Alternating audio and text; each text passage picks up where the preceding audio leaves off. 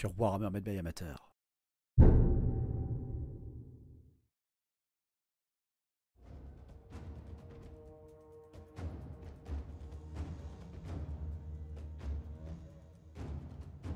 Ils s'abandonnent librement au chaos.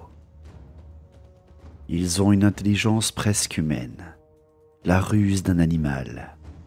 Ils n'ont aucun sens de l'honneur, ni aucune compassion. Depuis leur naissance, ils appartiennent corps et âme aux puissances de la ruine. Ils sont les hommes bêtes. Ils sont les véritables rejetons du chaos. Ce sont des hybrides grotesques d'humains et de bêtes qui vivent dans les forêts les plus profondes du vieux monde.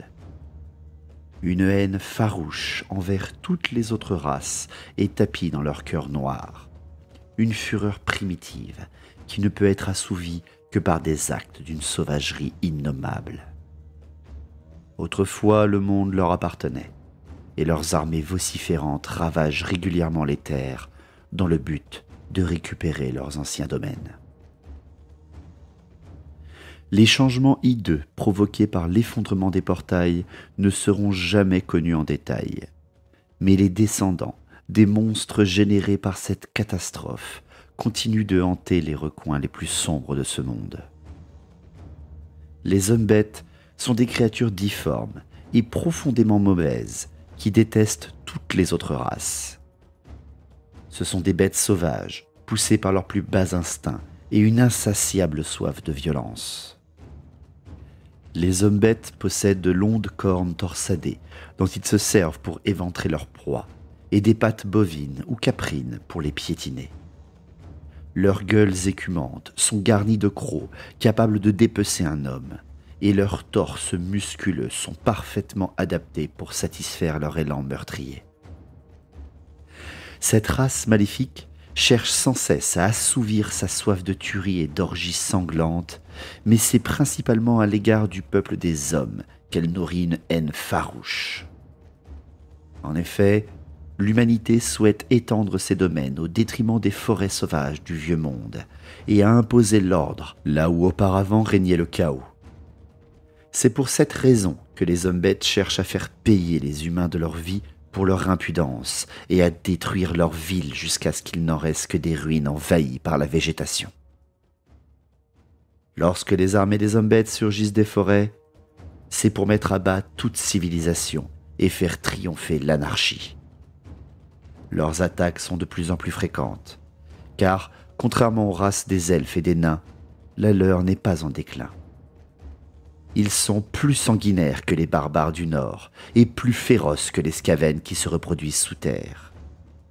Lorsque les armées des sabots fourchus s'en vont en guerre, les terres civilisées tremblent en se rappelant les ravages qu'elles ont déjà commis au cours des siècles passés. Au cours de la venue du chaos, les hommes bêtes régnaient sans partage sur les forêts.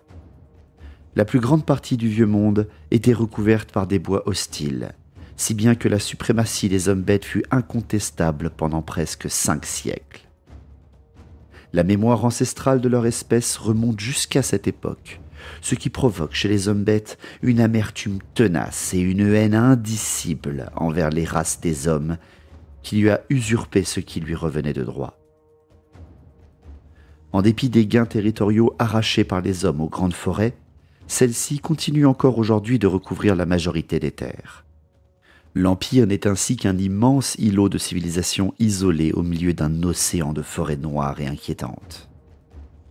Les territoires des hommes bêtes, qui arrivent bien souvent jusqu'à la limite des bourgs et des villages, résonnent sans cesse des cris barbares de leurs habitants. Des choses sans nom rampent à la lueur de la pleine lune, tandis qu'on entend parfois le cri d'agonie de leurs victimes s'élever des frondaisons. Les chefs des hommes bêtes ont l'intime conviction que ce monde leur appartient.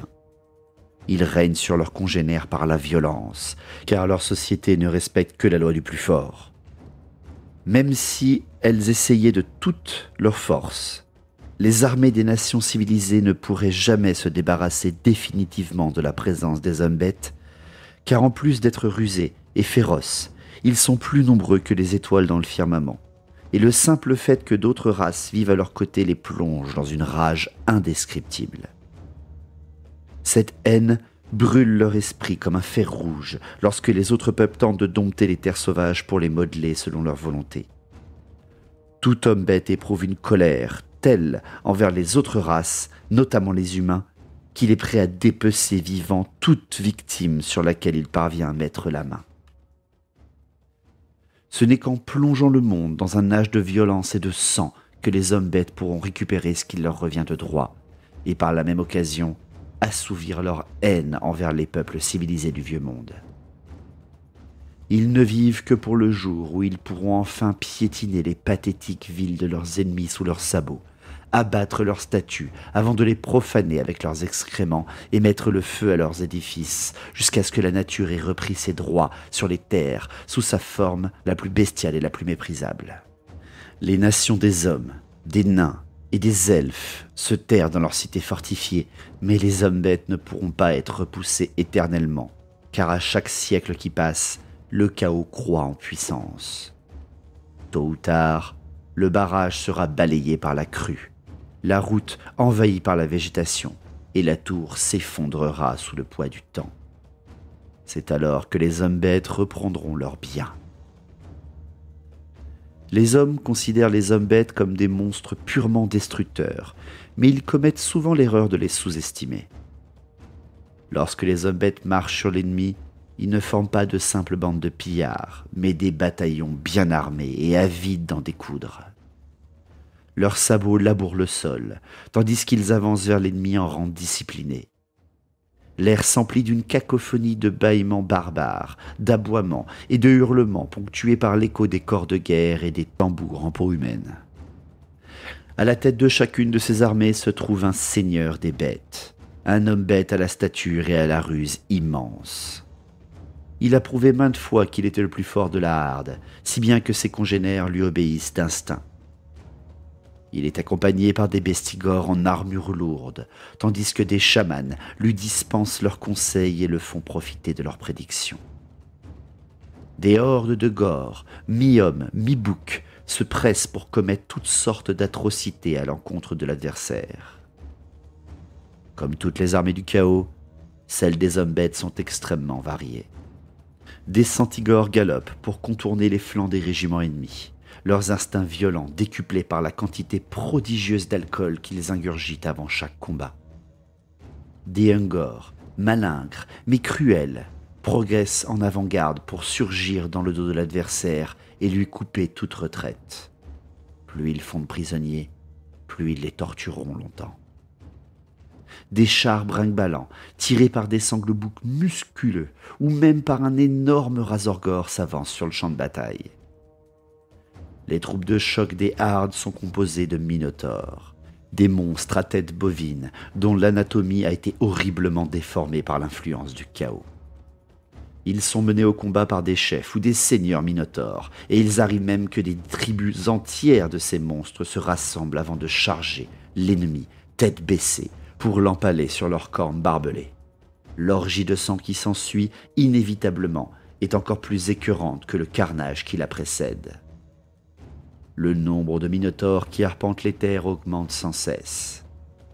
Des armées entières de ces monstres se dirigent en cet instant vers la cité de Talabeim, au cœur de la grande forêt, même si aucun chaman ne peut dire pourquoi. Derrière les gors, les Ungors et les minotaures suivent des monstres encore plus grands et terrifiants, des créatures de cauchemar liées aux hommes bêtes par les sortilèges des chamans. Les êtres qu'on nomme les Sigors écrasent leur proie sur leurs sabots et cherchent à se repaître de l'âme des jeteurs de sorts. Ils arrachent des édifices d'immenses blocs de pierre et les balancent sur leurs adversaires, appréciant le massacre qu'ils produisent. Des créatures gigantesques, incarnant elles-mêmes la rage des hommes bêtes, faites de corps et d'acier, chargent à travers les rangs ennemis. Et ces immenses gorgons massacrent de leurs 4 bras armés bon nombre de vies innocentes. Des Jabberslick cactants crachent une bile acide et volent péniblement sur leurs ailes atrophiées. La simple vision d'une telle créature suffit à plonger les mortels dans la démence, à tel point que les lignes de bataille plient inexorablement sous l'avance de ces choses surnaturelles. Lorsque les tribus s'unissent sous le commandement d'un seigneur de guerre particulièrement redoutable, on peut être sûr que les hardes seront accompagnés par un grand nombre de monstres hideux. Des hybrides révoltants d'arbres sorcières et de mutants gigantesques ululent par leurs innombrables bouches alors qu'ils attirent à eux leurs victimes avec leurs tentacules empoisonnés. Des géants, maniant d'imposants hachoirs, rugissent leur soif de sang et se ruent vers l'ennemi en bavant abondamment. Les temples sont saccagés et les bastions réduits en poussière par des montagnes de muscles et de cornes poussées au combat par les incantations des chamans. Des horreurs, au dos couvert de plumes, originaires des forêts septentrionales, surgissent au beau milieu de la nuit pour enfoncer les portes bardées de fer et se lancer à l'assaut des villes ensommeillées. Les cieux s'emplissent de vols de harpies et de charognards qui attendent avidement la fin de la bataille pour venir se repaître de cadavres, et qui s'éparpillent en hurlant de frustration lorsque l'ombre de bêtes plus énormes encore plane au-dessus d'eux avant de plonger au beau milieu de la mêlée en contrebas. Le catalogue d'horreurs qui peuvent rejoindre une armée d'hommes-bêtes est sans fin, car les bois dégorgent sans cesse de nouvelles monstruosités dont l'apparence défie les lois de la raison. Malgré tout, les bêtes les plus énormes des forêts ne sont rien comparées à la menace que fait peser l'immensité des hardes des hommes-bêtes, dont la rage ne fait que s'amplifier à chaque nouveau combat. Les sabots fourchus sont le fléau de toute civilisation, une armée inépuisable de créatures qui massacrent les autres races, dévastent et brûlent à l'envi les terres du vieux monde. Ils sont dotés d'une ruse et d'une sauvagerie animale, car même s'ils ne sont que des hybrides d'hommes et de bêtes, ils restent les premiers serviteurs du chaos.